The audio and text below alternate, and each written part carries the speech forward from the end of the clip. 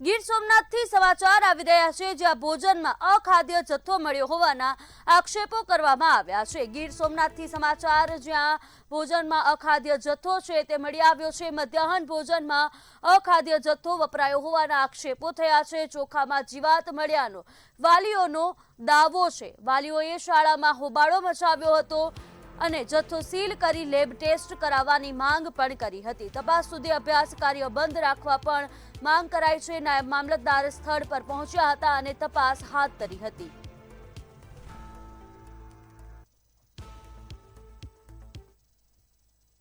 મધ્યાહન ભોજનની જે આ યોજના ચાલે છે, સરકારનો હેતુ ખૂબ જ સારો છે, પરંતુ આ જે અખાદ્ય જથ્થો આવ્યો છે એમાં અમે મામલતદારશ્રીને જાણ કરતા મામલતદારશ્રીએ એવું કીધું કે ભાઈ ગોડાઉન મેનેજરની જવાબદારી હોય છે, અને ગોડાઉન મેનેજરશ્રી સાથે વાત કરી તો એમના દ્વારા એવું કહેવામાં આવ્યું કે અમે અમારી રૂબરૂમાં આ બધા સ્ટોક જે છે એનું લેબ પરીક્ષણ કરીને પછી જ અમે મોકલું છે, તમારે આરટીઆઈથી માહિતી જોતી માંગી લેજો। એટલે અમે એવું કીધું કે ભાઈ અમે કોઈ આરટીઆઈ એક્ટિવિસ્ટ નથી, પરંતુ આમાં જે કોઈ જવાબદારી છે, નબળો જથ્થો આવ્યો છે ક્યાંથી આવ્યો તપાસ તમારી કરવી ફરજ બને છે। અમને નગડિયા ગામના પ્રાથમિક શાળામાંથી કમ્પ્લેન મળેલી કે અનાજનો દાળનો જથ્થો છે એ બગડી ગયેલો છે।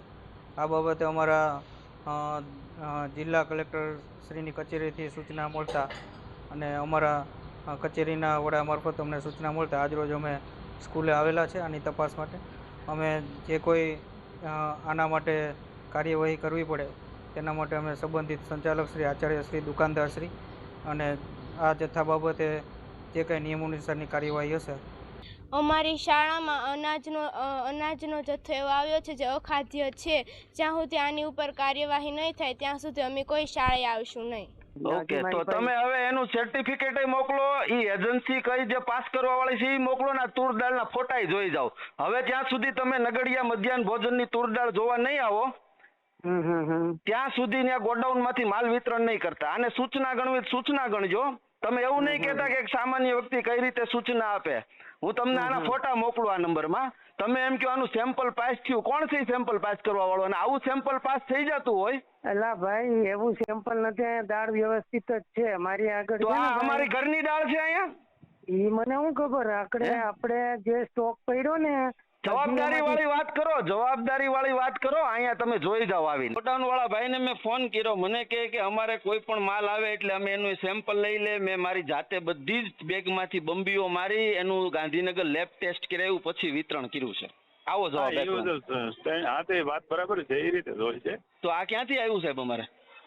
તો એ તો તપાસ કરવી પડે, હમણાં મોઢે તો કઈ ખબર હોય નહીં ને ક્યાંથી આવ્યું અમે તો કઈ। તો હાલો એની તપાસ ચાલુ કરો, બીજું હું તપાસ ચાલુ કરો। હા તે વાંધો નહીં, કરાવીશું બરાબર। હા, એને અત્યારે એમને રહેવા દે, ત્યાં સુધી અમારા બાળકોને અમે જમવાનું નહીં આપીએ હવે તો। ના એ તો બીજું મેં નું કરવાનું ને, બાળકોનું જમવાનું બંધ થોડું। તમે કેમ ભાઈ નો હોય ભાઈ હરેશભાઈ, તમે છે ને એવો આગ્રહ નહીં રાખો। નહીં, તપાસનો આગ્રહ તો સાહેબ રાખીએ જ ને। નહીં, તપાસનો આગ્રહ તો રહે સાહેબ। તો તાળાબંધી કરી દે બાળકોને મારી વાત સાંભળો, અમે સાંભળો, નહીં સાહેબ, નો દલીલ।